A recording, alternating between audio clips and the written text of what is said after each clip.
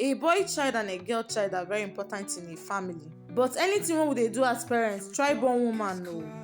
The plan was to show you guys how to prepare egg roll, but make we gossip small.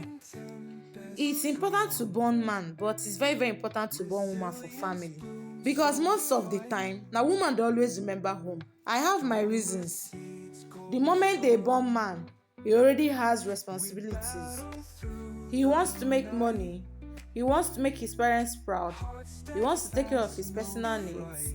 He wants to take care of his partner and many other things. Most of the time, all this makes them distance their family.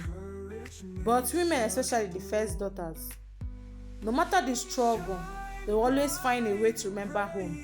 They always find a way to take care of their parents and their siblings. Most of the first daughters are the second mother of the family. They don't joke with their family. Shout out to all men out there hustling and struggling to make their parents and their family proud.